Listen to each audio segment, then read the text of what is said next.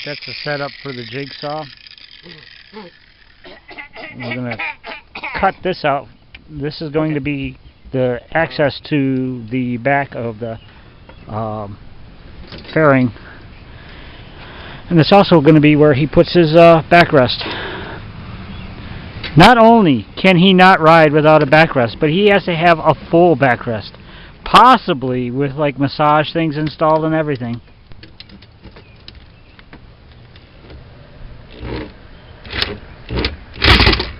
That ain't gonna work. There we go.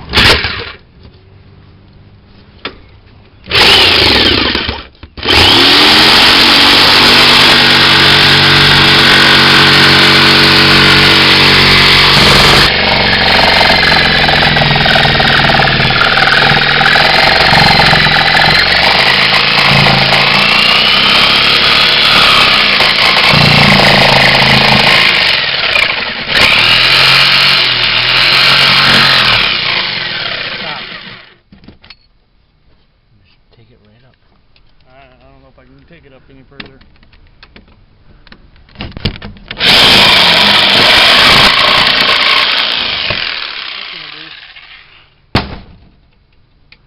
You still got this to come. Still got this side. Oh, damn.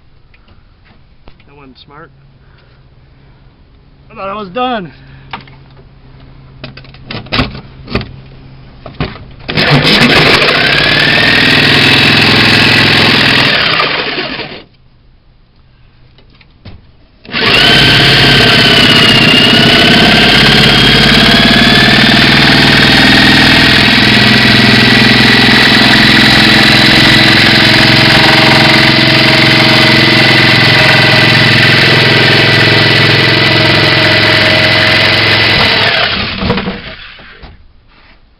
And now we have access to the rear of the bike. Wow, a whole lot easier to get in there now. Oh, look at that. Well, there is still a lot of area behind that rear wheel. Yeah, there's a lot of area.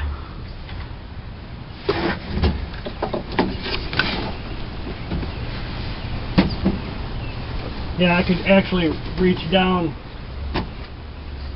Well,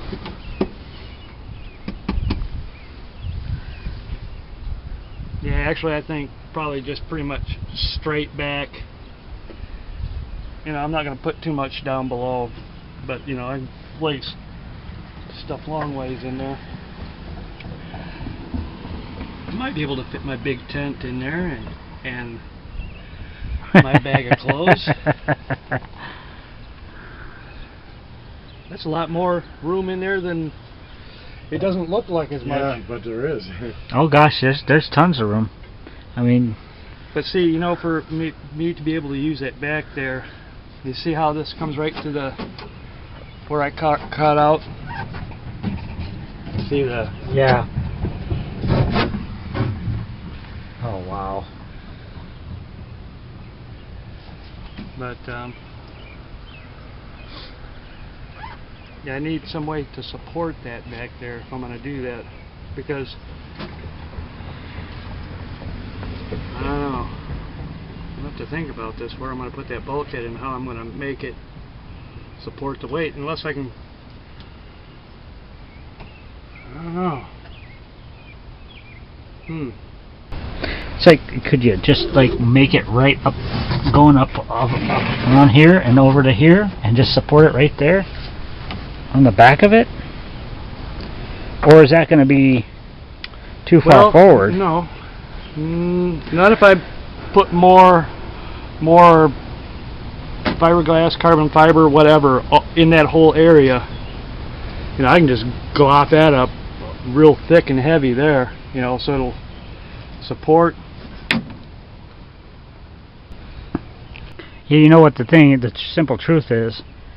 We've been riding these bikes. We're used to having the storage, and now that you're doing this, you don't want to give up the storage. Yeah. And I don't blame you. I wouldn't want to either. We got to get him. We got to get him finish this project, because we've got to mount cameras on this thing yet. As long as I keep the heavy stuff People got to see. I mean, you in got this area streaming here. video to plan. I know. As long as I keep the heavy stuff in this area.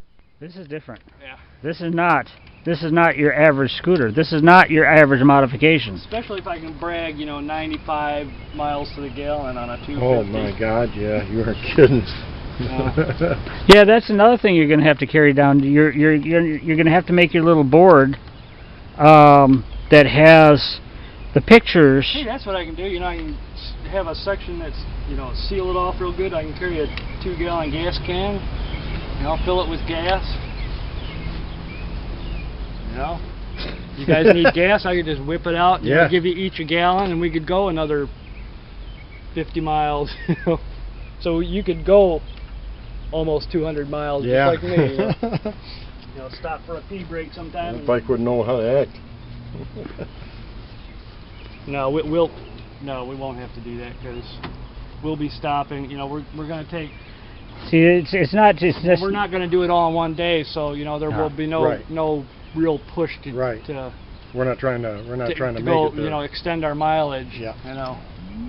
Yeah, the thing is, we did it in one day once. Yeah. And that was just grueling.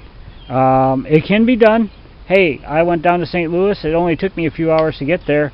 It can be done. If it wasn't for that storm that I ran into, I would have gone all the way into St. Louis. Yeah. But the storm was just too much for me. So I ended up stopping in Collinsville, which worked out for me. But yeah, to do it all in one big long run, Yeah. that's craziness. Yeah. Especially at night when you're going there and there's 50 bazillion deer on the side of the road, you know, That's the biggest. watching that's you one of my like you're a biggest parade or fears. something. Well, that's what we when we left Arkansas the first year, we're heading up 23, back out to 86 in Missouri, and all along the side of the road there's deer, and they're just sitting there like, what are the humans doing? Nobody's business. They're just kind of, yeah. These humans aren't from around here, are they? What are you guys doing here? Yeah, it's almost funny, like, you know how people stand along the side of the road watching a parade go by? You see all these glowing eyes. I can see the encouragement thing, because oh my gosh, like me and Bob were saying earlier, there's nobody you can turn to locally around here that's even close to this kind of fabrication where you can get tips from. Yeah, You have to go online and read whatever Craig Vetter did to get even remotely Well, close. see, you know, and even him, he had, well, I don't know how much help he had doing his. Yeah, But I know he didn't do it completely on his Yeah, I own. bet he had some people that. You know, and then these other guys, when they started coming around, you know, they all started working together. Yeah, see, that's right. I mean, you know, that's why I highlighted the point that, you know, Boy, that Mike's is been just- kind of on his own doing this. He's that had is to figure just- out ways to hold it up and, Yep. you know, look at it. You know, you got to look at it in the way it's going to look. So how do you rig it? You know. Well, that'll be another better. That's going to be cool.